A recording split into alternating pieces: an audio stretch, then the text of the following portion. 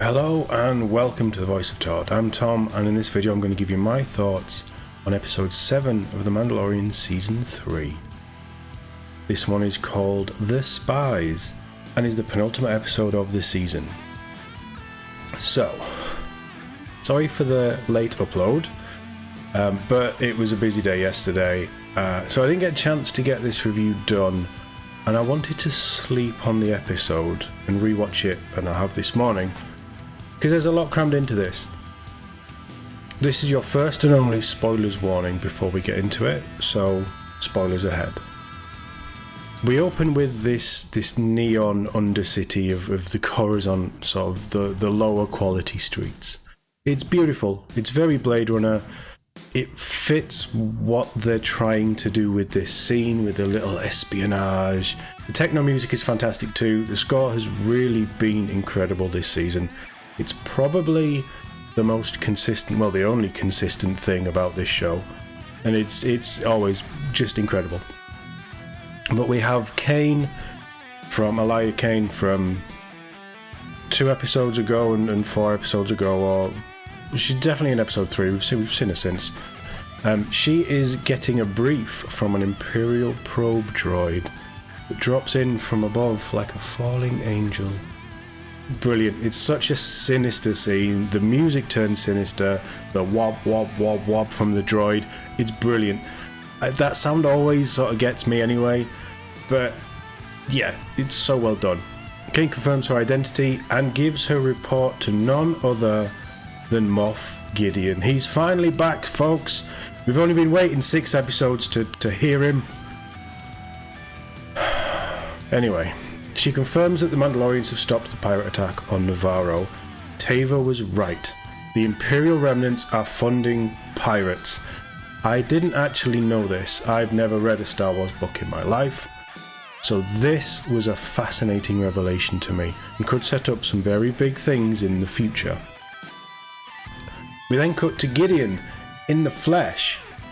Giancarlo Esposito is just as incredible as you want him to be. And he's super sinister all the time. It's exactly what you expect, but it's great. We also get our first look at live action Super Commandos, so they are basically the Imperial version of Mandalorians, to put it simply. We also see some cloning tubes, but we'll pretend that doesn't happen. And we're also introduced to the Shadow Council, a small collection of the remaining higher-ups in the Imperial, I suppose what's left of the Imperial army. We get their grand plan as it's starting to fall into place. So as part of this grand plan, Thrawn gets a name drop, cloning, Project Necromancer, rubbish name and not very Star Wars, Praetorian Guard, the red dudes from episode 8, are all mentioned, and we learn that these remnants are keeping their heads down and trying to make it look like they're individual warring factions, sort of just pestering the New Republic instead of this big upswell of Imperial resistance, and that they're trying to look like they're not organised. It's a really cool little role reversal from the events of the original trilogy with the rebels coming together and overthrowing the big power.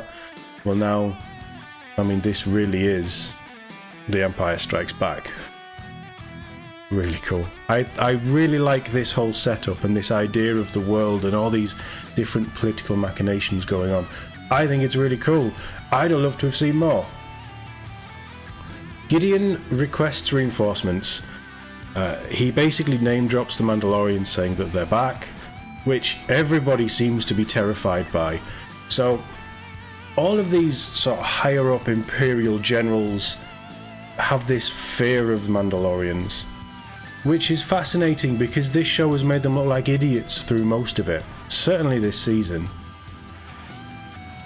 But he needs help to protect himself from the Mandalorians. Side note on this one of the council members is I think it's Gilad Pelion. Now he's apparently Thrawn's second in command, which is a Legends thing, but with Thrawn coming back, if you've seen the Ahsoka trailer, and I think he was in it, he's obviously going to have more of a screen time. Now this guy, I know nothing about him, as I say, I've not read the books, but he's played by Xander Barkley. who's in a million things, but he was George Mason in 24, and I love him. I think he's great, so I'm really hyped to see more of him in the Ahsoka show now. And he's going to nail this role. He can do everything that an Imperial General would need to do. So yeah, I can't wait to see more of him. But back to this episode. We cut to Navarro, and the fleet arrives. It's very tense. The visuals are incredible, the music is great, and the Mandalorians are coming in. There's a little bit of sort of panic and tension as the sort of citizens think it's Imperials because they're in a mostly Imperial ship. It's cool. It's really, really well done. And then you get the first interactions between the Children of the Watch and the Night Owls, I guess they're going to be known as now. Again, another brilliant scene. That tension builds, and then Axe walks up and just takes his helmet off. Straight away, he's just like that. Screw you guys, I don't care. He's such a prick, but he's quickly becoming one of my favourite characters. It's brilliant. It's so well done, and it ends with the armourer banging the tools and welcoming the new arrivals. They're really actually doing something with this episode. There's a tiny little detail of Bo just whacking Axel in the arm as sort of the tension simmers down. It's a small detail. I love it. It's just great. And then we get one of the stupidest moments in this entire series, the entire show, probably all of Disney Star Wars. Alright, maybe the second stupidest moment, because the Palpatine thing really is stupid. Little ballsack gets a mech suit. They've hollowed out IG-11, called it IG-12, gave it buttons that say yes or no. It looks stupid. It is stupid. I hate it. Genuinely took me out of this episode. It's not needed, and it doesn't serve the story in any way. Stupid. Bo lays out a plan to retake Mandalore, and after the expected characters offer to join the scouting party, so that's Din, Grogu, Axe, Koska, Paz, a few other randoms, they all pack up and head out to Mandalore, leaving Navarro defenseless. Bo and the scout force split up and break for Mandalore's sort of landing wherever they're going. I think they're going to Great Forge. It's a really good sequence. The visuals again are great. The Mando drop troop stuff is really cool. I just love them dropping out of a gauntlet and jetpacking down and surveying the... It's cool. That's the kind of thing I want to see. Everyone sets out, and then they sort of fairly quickly meet a land ship that's carrying some Mandalorian survivors from the Blitz. So they must have been there for years just surviving. They look great. I mean, they don't. They look battered. But that's why they look great. Battered armor, ragged cloaks. Sort of like, think sort of out in the plains, cowboy survivor kind of, slightly roughed up, beards, long hair. It's brilliant. Absolutely brilliant. It all looks great. Even the land ship looks great. But it does remind me of the animated Rebels show. More on that later. The survivors honour Bo, and they all group up for the night. We get a big lore drop, and we sort of learn more of the events after the Night of 1,000 Tears. The survivors agree to take Bo to the Great Forge, and the armourer is going to take the wounded. I don't know why they're wounded, but she's going to take them back to the fleet. I have a bad feeling about the armourer. But this also strands Bo and the rest of the Mandalorians that were planet-side on the planet. Might be relevant later. We'll find out. Paz and Axe have a bit of a bonding session. It's really cute. Gets aggressive. And Grogu gets in the way before either of them can hurt each other. To be honest, Paz has the strength and I think the reach, and he was winning. So it's probably a good thing. But it's a really cool little detail as the tensions kind of just boil over between the two groups. The mech suit is still stupid. What would have been much better was if Grogu had used the Force to just pull them apart. Or something. Anything. Just saying. So they carry on their merry way on the landship, and a giant mutated monster appears and smacks its tail, landship's gone. Forcing the Mandos to head into an underground sort of area from a nearby cave. Honestly, I don't mind this scene. It is a bit random, but it feels very Ray Harryhausen.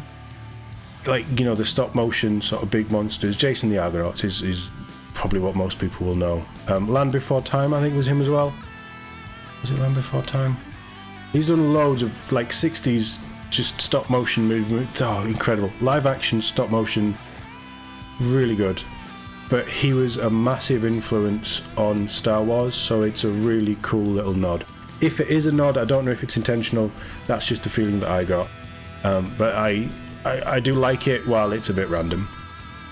But the Mandos retreat into this cave network, and then they're ambushed by the Super Commandos.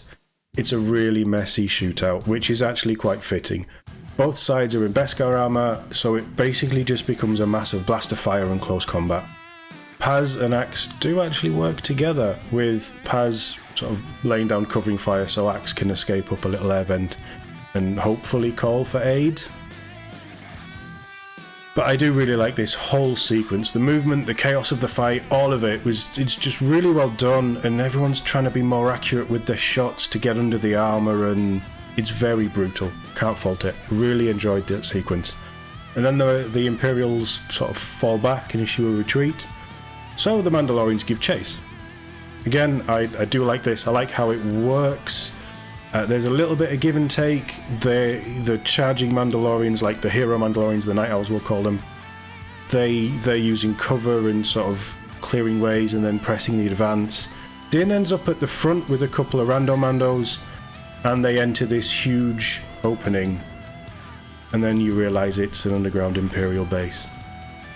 And the blast doors drop, locking Din and about 5 rando Mandos, apart from Bo and all the other sort of group, like Bo, Paz, Koska, and the remaining Night Owls. They're all trapped between 2 blast doors, with Din and 5 others just out in the open, basically. And the trap is sprung.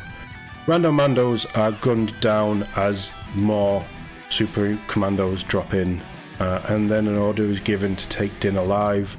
He does put up a bit of a fight, but he's outnumbered and he's very quickly taken down, and Gideon arrives in Beskar armor. Oh, it's so cool. He's even got a Deathwatch inspired spiked helmet, so the Mandalorian style helmet with a couple of spikes on the top. He looks amazing. The whole suit looks amazing. And then we get the, I suppose, required big villain speech. But because there's blast doors between the heroes and Gideon, he can't be shot, so he goes on his little rant. It is very cool, and he's so sinister. He looks evil. It's fantastic. But he wants the Darksaber. We know that he wants the Darksaber. And he orders the TIE Interceptors that he requested as reinforcements earlier in the episode to go and attack the Mandalorian fleet. He wants to wipe out all of the Mandalorians in one go. Pretty cool. His evil plan is coming to fruition. Bo obviously refuses to give him the Darksaber, and she uses it to, like, realizing that she has it, I guess, uses it to cut a hole in one of the rear blast doors to allow sort of everybody in that space to escape, as Gideon orders everybody killed. Paz stays behind to give the retreating Mandalorians time to fall back, and he shuts the blast door behind him, so not even Bo can get to him, and he basically just stays there to fend them off. He knows it's his end, and he goes out in a blaze of glory. Now, I like Paz.